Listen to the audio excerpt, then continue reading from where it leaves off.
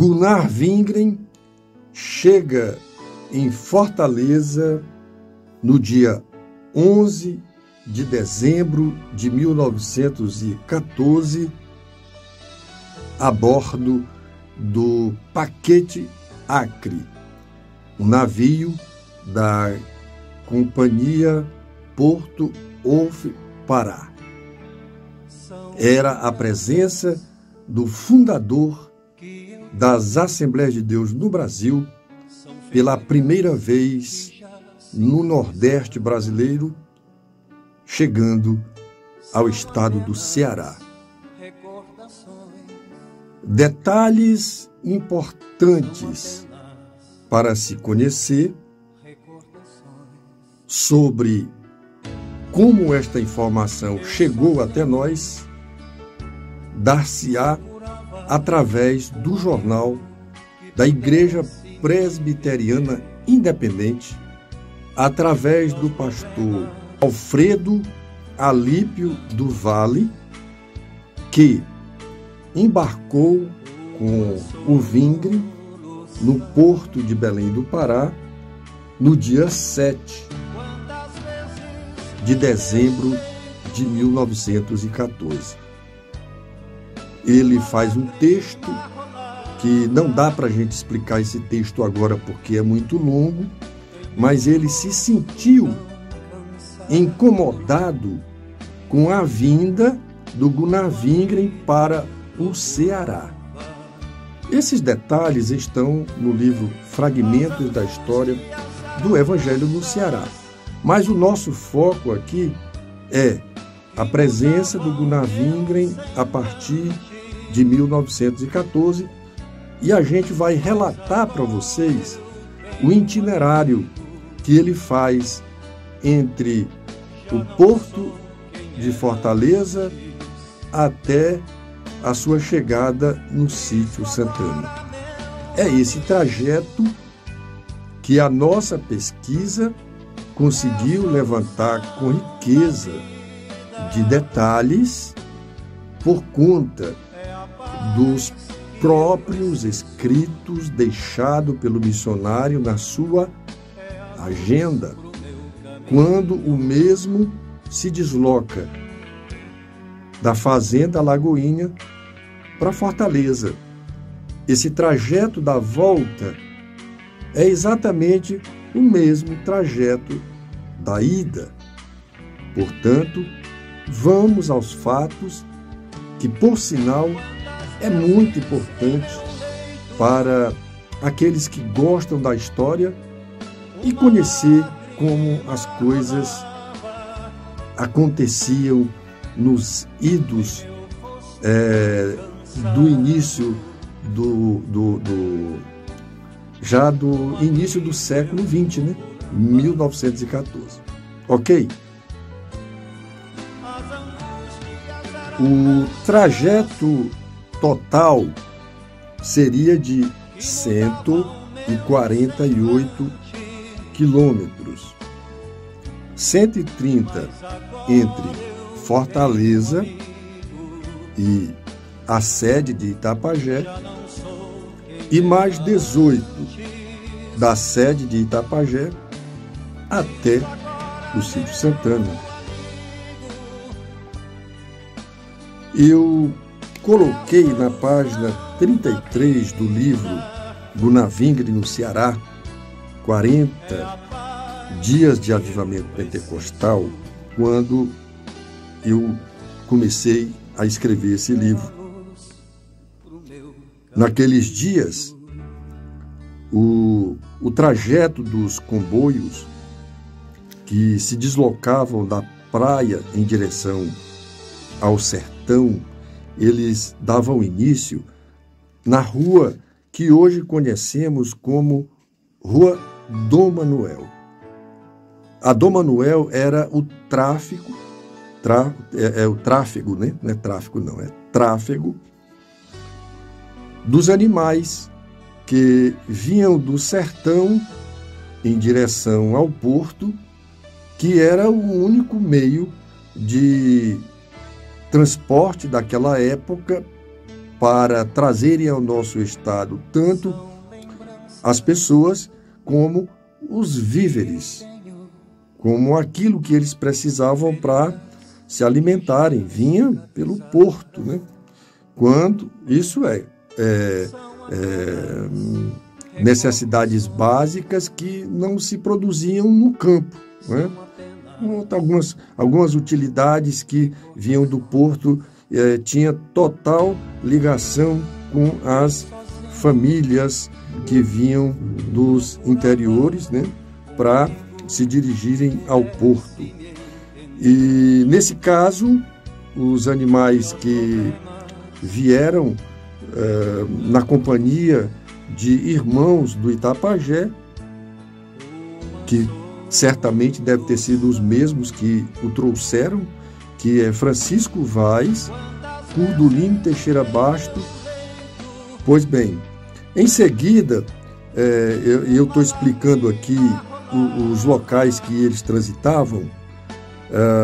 Da Dom Manuel, eles pegavam naquele cruzamento a Avenida Duque de Caxias, que a Duque de Caxias vai conduzir a Bezerra de Menezes, a Avenida Bezerra de Menezes, que, por sinal, né,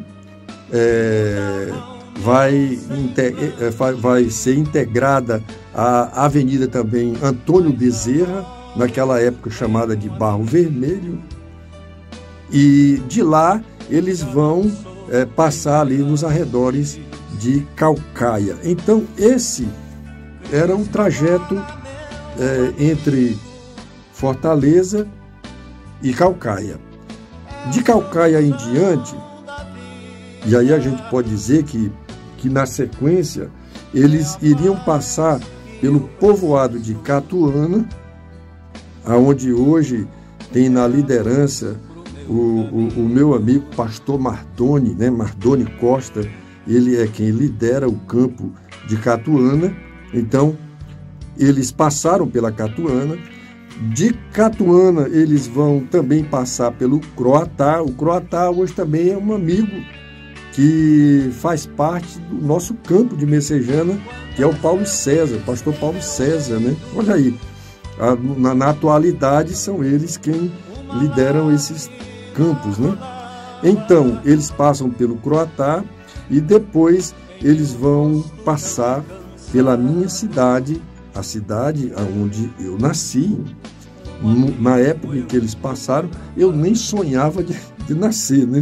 Mas eles passam por São Luís do Curu e com certeza devem ter tomado um café no velho barracão, aonde nasceu a cidade de São Luís do Curu, que, por sinal, agora no 29, vai completar o seu centenário, né? Tá bom? Pois bem, depois do Curu, em que eles atravessam o rio Curu, eles vão chegar em Frios, no Riacho dos Frios. Eles vão passar pelo Riacho dos Frios, eles vão cruzar essa localidade, que são as terras que foram herdadas por Júlio de Castro, que eu já falei no vídeo anterior, que o Júlio de Castro, que é o pai da Moreninha, Maria de Castro, que se casou com Joel de Sales, que Joel de Sales é o neto do Raimundo de Sales Gomes, a casa em que o Gunavingre está se deslocando, tá certo? Deixando a história assim contada com essa riqueza de detalhes, para vocês não perderem aí o fio da meada, né? Pois bem, então, o próximo ponto de partida depois da localidade de Frios vai ser o Riacho da Sela, que atualmente conhecemos como o Mirim, né? Depois de Umirim, poucas horas mais tarde, eles vão se apegar, né, no visual com a Pedra do Frade. Quando a gente avista a Pedra do Frade depois de Umirim, então você já está vendo o ponto geográfico mais alto de Itapajé. E a Pedra do Frade, eu estive visitando ela, é uma pedra de granito que tem mais de 200 metros de altura. Ela é enorme, né? E detalhes à parte, depois a gente faz um vídeo sobre a Pedra do Frade. Ok? E um detalhe histórico também de quem vê, de quem avista a Pedra do Frade, é lembrar-se de que no ano de 1602, os dois padres, Francisco Pinto e Luiz Filgueiras, quando se dirigiam do Ceará para o Maranhão, eles avistam esta grande pedra. E foi através deles que surgiu esse nome fantasia, né, de Pedra do Frade. Por quê? Porque ao longe, e se você quiser viver essa experiência, você pode parar e mirar bem nessa pedra, que você vai observar como se fosse um sacerdote ajoelhado com uma capa sobre os seus ombros. Por esse motivo é que dá-se o nome de Pedra do Frade, já vista em 1600 ou foi 602 ou foi 607, não me lembro bem da data, mas foram eles que deram o nome à Pedra do Frade. Como complemento da história, o ano de 1885, esta mesma pedra foi vista por Rockwell Smith e Ordloff, dois pastores da Igreja Presbiteriana do Brasil, que nesta data já evangelizam a cidade de Itapajé. E por conseguinte, o ano de 1908, ela é vista por Alfredo Alípio do Vale e também Manuel Francisco do Nascimento Machado, que eram os pastores da IPI, Igreja Presbiteriana Independente, e finalmente, em 1914, os Olhos de Wingren também admira esta obra-prima da natureza. E com isto, nós trazemos à luz um pouco desse local que faz parte da história do pentecostalismo aqui no estado do Ceará. Maria de Nazaré também não é diferente. Ela também vislumbrou esta obra-prima da natureza, né? Porque quando ela se deslocou também do Porto de Fortaleza e foi para Itapajé. Pois bem, a data oficial em que o Gunavingre chega no Sítio Santana é 14 de dezembro de 1914. Como conseguimos encontrar esta data? Eis a questão de que precisa de um esclarecimento, e não importa se o vídeo vai ter alguns minutos a mais. É que a história é muito importante para ser contada com muita rapidez e você ficar voando sem entender o porquê do porquê. Então, deixa eu te explicar uma coisa. Gasta-se 4 dias de navio para se deslocar do porto do Guajará, em Belém do Pará, ao porto de Fortaleza. 4 dias. ok? Segundo a data que eu obtive do jornal da Igreja Presbiteriana, eles partiram do porto no dia 11. Dia 11, né? Ou melhor, no dia 11 de dezembro, eles vão chegar em Fortaleza. É isso. Eles vão passar 4 dias no mar, viajando. Então, isso quer dizer que 11 menos 4 dá 7. Então, eles embarcaram dia 7 no porto, dia 11 chega em Fortaleza. São 3 dias entre Fortaleza e Itapajé. Então, lá se vai 11 com mais 3, vai para 14, ok? Então, encontramos a data que o missionário chega no sítio Santana. Só repetindo, 14 de dezembro de 1914.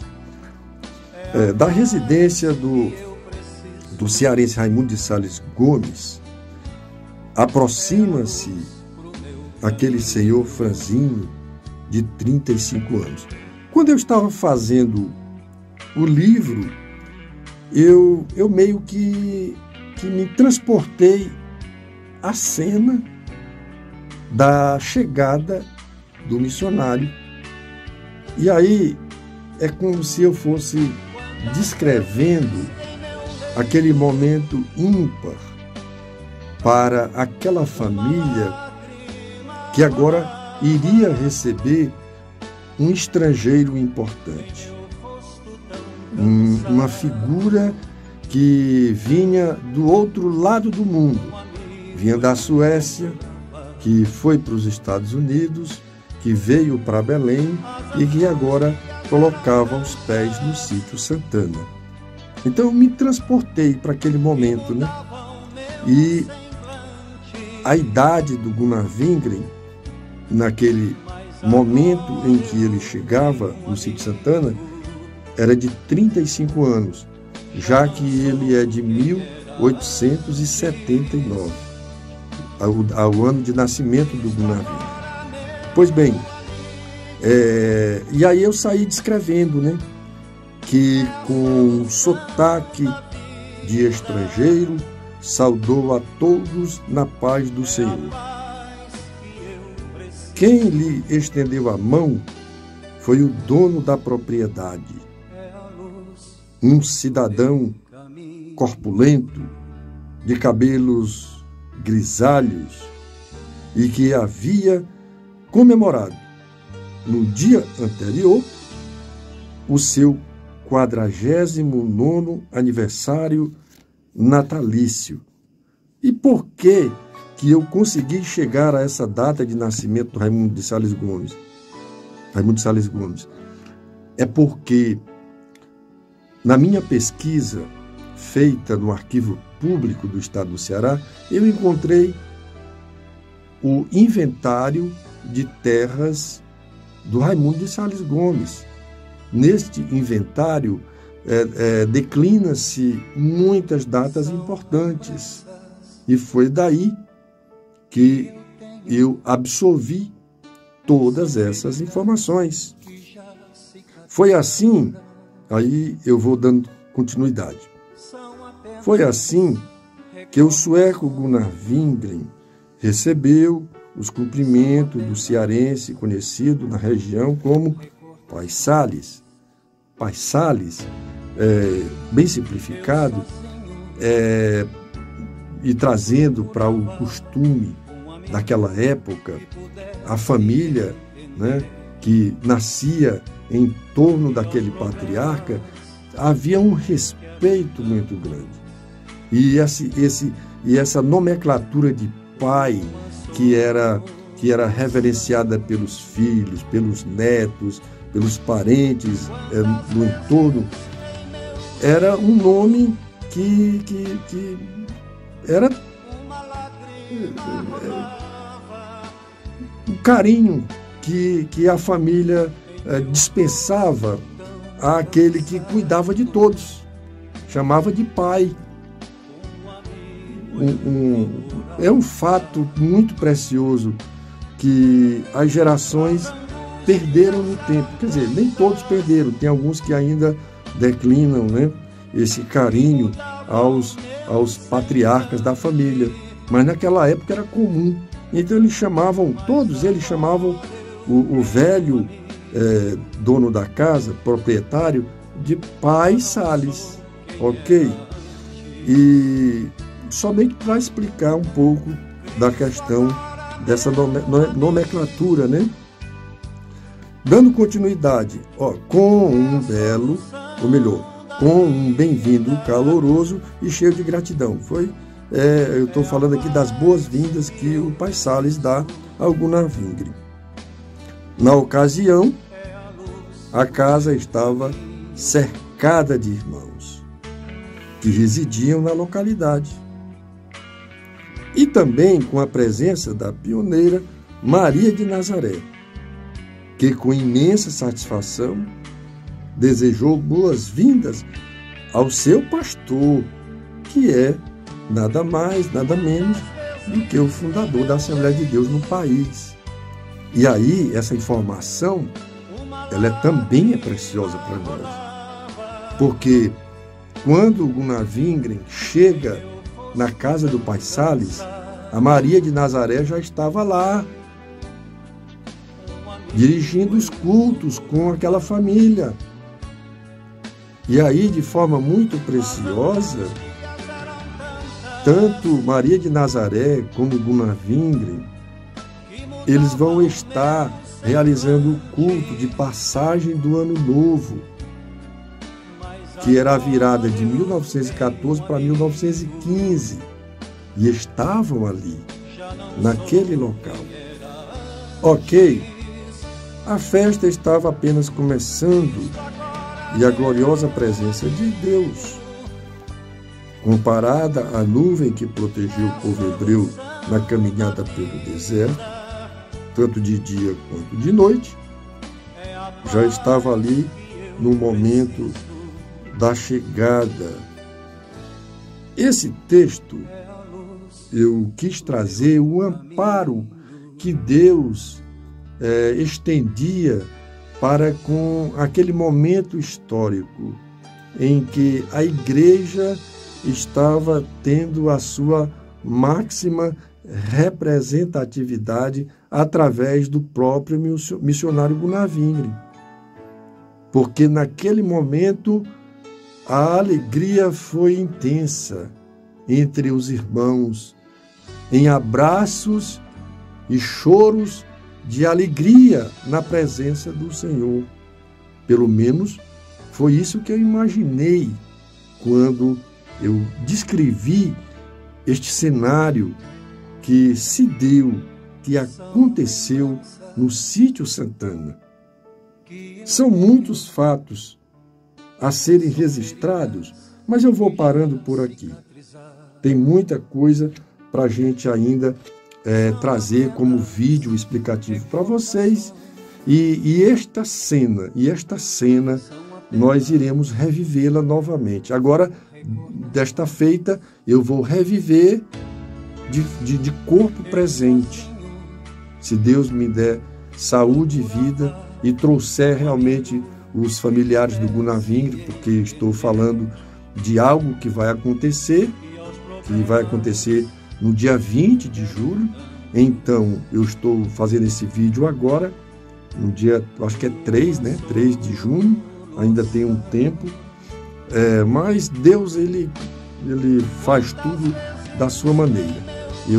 Eu já quero deixar esse registro e dizer que na data do dia 20, um grupo de pastores e a presença do neto do Gunnar Vingren e da bisneta do Gunnar Vingren e da Frida Vingren, nós estaremos de frente a frente no local aonde o seu avô Gunnar Vingren esteve e o local de batismo que está na frente da casa para ser visto, e a gente, de forma bem memorativa, reviver um pouco daquela historicidade que os primeiros pioneiros viveram aqui no Ceará. Deus abençoe e vamos a mais uma bela história no próximo vídeo. Deus abençoe.